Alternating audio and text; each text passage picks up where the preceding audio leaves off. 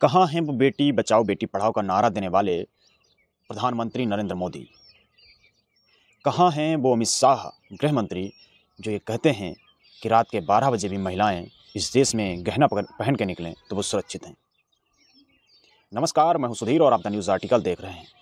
दोस्तों, किस तरीके से इस देश में महिलाओं के साथ शोषण होता है, देश में महिलाओं के साथ लगातार उत्पीड़न होता है, वो चाहे सरकारी पद पे हों, सरकारी नौकरी कर रही हों या फिर वो आम महिलाएं हों। आप समझ रहे होंगे कि जब एक बड़े पद पर तैनात वाराणसी में डिप्टी जेलर ये गुहार लगा रही है कि उनको न्याय नहीं मिल रहा है, उनके साथ वहाँ का जेलर जो जेल अधीक्षक है वो लगातार अन्याय करता है, तो क्या जो है योगी आदित्यनाथ जो उत्तर प्रदेश के मुख्यमंत्री हैं और गृह मंत्री भी हैं, क्या उन तक ये संज्ञान में बात नहीं पहुंची? क्या नरेंद्र मोदी प्रधानमंत्री जी के पास ये खबर नहीं पहुंची? या फिर उनके साथ जो महिला हैं उनके साथ लगातार जातिवाद हो रहा है, ऐसा आरोप लगाया जा रहा है। ट्वीट किया है प्रशांत कनौजिया ने और क्या कुछ कहा है मैं आपको बता रहा हूँ। प्रशांत कनौजिया ने लिखा है, वाराणसी कारागार में तैनात डिप्टी जेलर मीना कनौजिया को दलित समाज से आती हैं। लगातार जेल अधीक्षक उमेश सिंह उनको प्रताड़ित कर रहे हैं और जाति सूचक गाली देते हैं। तमाम शिकायतों के बावजूद भी कार्रवाई नहीं हुई, कृपया मामला संज्ञान में लें। तो लगातार जो है किस तरीके से शोषण किया जा रहा है, महिलाओं के साथ उत्पीड़न किया जा रहा है और इस देश के आप अगर SC ST हैं तो आपको हर रोज़ इसका शिकार होना पड़ता है।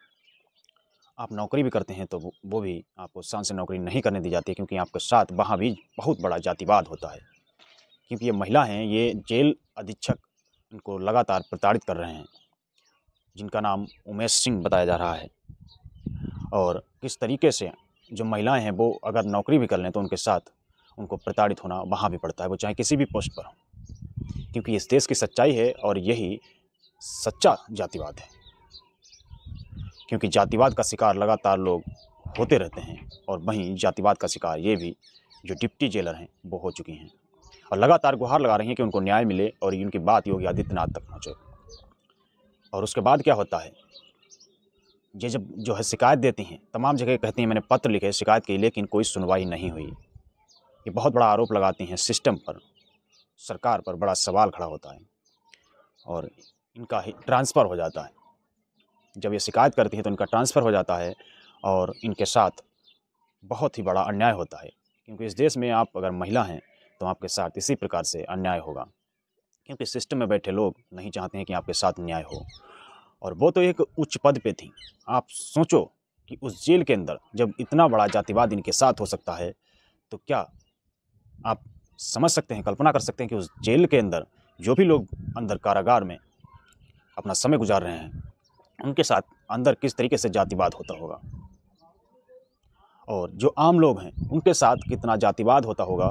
क्योंकि एक पढ़े लिखे और एक नौकरी करने वाले व्यक्ति के साथ इस तरीके के साथ प्रताड़ित किया जाता है, तो आप समझ सकते हैं कि आप अगर एक आम आदमी हैं और आप SC ST OBC हैं तो आपके साथ कितना बड़ा अन्याय किया जाता होगा और आप आराम से चुपचाप रह जाते होंगे।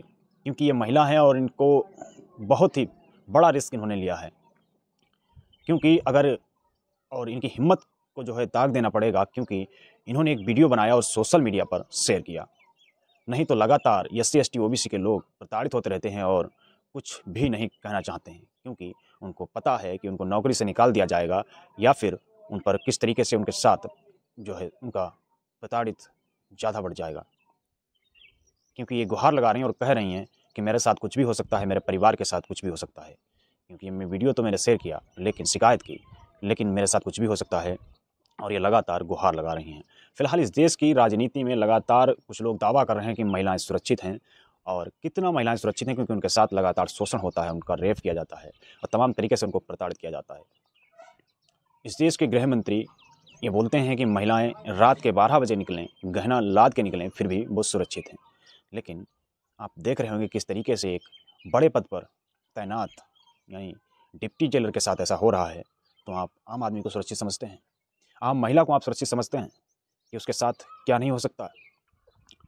और लगातार ये बेटी बचाओ बेटी पढ़ाओ का नारा देने वाले प्रधानमंत्री कहाँ हैं, उनके पास तक ये खबर नहीं पहुँच रही, या फिर कुछ कार्रवाई भी होगी? क्योंकि वो कह रही हैं कि अभी तक मैंने कई पत्र लिखे, कई जगह शिकायत की, लेकिन इसका कुछ भी नहीं हुआ और उनका ट्रांसफ़र भी कर दिया गया।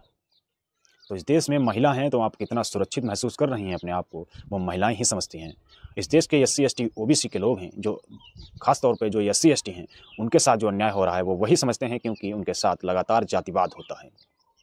वो लगातार शिकार होते हैं, लेकिन अपनी किसी से कह नहीं पाते हैं, क्योंकि उनके पास ना संसाधन है, ना उनके लोग सिस्टम में हैं, ना उनके लोग सत्ता में हैं। बस सवाल भी नहीं कर सकते। अगर सवाल करेंगे, सिस्टम से सवाल करेंगे तो उनको प्रताड़ित किया जाएगा। अगर वो सत्ता से सवाल करेंगे फिर भी उनको जेल में डाल दिया जाएगा। तो इसीलिए लोग ज़्यादा बोलना भी नहीं चाहते हैं, क्योंकि इस देश के अंदर लगातार SC ST OBC के लोग प्रताड़ित किए जाते हैं और लगातार उनका शोषण किया जाता है, लेकिन वो कुछ कहने पर मजबूर होते हैं, क्योंकि वो कुछ कह नहीं पाते हैं इसीलिए। लेकिन जब तक आप बोलेंगे नहीं, जब तक आप समझेंगे नहीं, जब तक आप कुछ कहेंगे नहीं, तब तक आप शिकार होते रहेंगे। इसी तरीके से जिस तरीके से ये जो डिप्टी जेलर हैं, इन्होंने एक वीडियो बनाया और शेयर किया, लेकिन इन्होंने आवाज़ उठाई, इनकी पूरे देश में आवाज़ आज सोशल मीडिया पर गूंज रही है और लगातार इनके खिलाफ जो जेलर हैं, जो अधीक्षक हैं वहाँ के, उनके खिलाफ लगातार लोग ट्वीट भी कर रहे हैं और लगातार सोशल मीडिया पर बोल भी रहे हैं। क्योंकि एक महिला के साथ इस तरीके का अन्याय होगा तो लोग बोलेंगे ज़रूर और अन्याय के खिलाफ आवाज़ उठनी ही चाहिए। लेकिन जो लोग हैं जो प्रताड़ित होते रहते हैं, लगातार प्रताड़ित होने के बाद भी कोई किसी प्रकार का सवाल नहीं उठाते और चुपचाप अपना नौकरी करते हैं और उनके साथ रोज़ जातिवाद होता है, तो कहीं ना कहीं उनको भी समझने की ज़रूरत है और सोचने की ज़रूरत है। क्योंकि आप बोलेंगे नहीं तो आपके साथ लगातार शोषण होता रहेगा, आपको प्रताड़ित किया जाता रहेगा, क्योंकि आप बोल नहीं रहे हैं। क्योंकि इस देश में अगर आप बोलेंगे नहीं तो आपके साथ अन्याय लगातार होता रहेगा। फ़िलहाल डरते भी हैं, क्योंकि उनके साथ कहीं अनहोनी ना हो जाए और कहीं उनको नौकरी से निकाल ना दिया जाए, इसीलिए लोग बोलना नहीं चाहते हैं। फ़िलहाल लगातार जिस तरीके से जो है महिलाएं इस देश में असुरक्षित अपने आप को महसूस कर रही हैं, वहीं किस तरीके से नारे उछाले जाते हैं, लंबे लंबे नारे दिए जाते हैं कि बेटी बचाओ बेटी पढ़ाओ, महिलाएं सुरक्षित हैं, अब जो है गुंडे माफिया भाग चुके हैं, अब कोई भी महिलाओं के ऊपर अत्याचार नहीं होगा। लेकिन उसी देश के अंदर लगातार एट्रोसिटी बढ़ती जा रही है। फिलहाल इस वीडियो में बस इतना ही। द न्यूज़ आर्टिकल को आपने सब्सक्राइब नहीं किया है तो इसको सब्सक्राइब जरूर कर लें, बेल आइकन भी दबाएं, वीडियो को ज़्यादा शेयर करें, लाइक करें। शुक्रिया।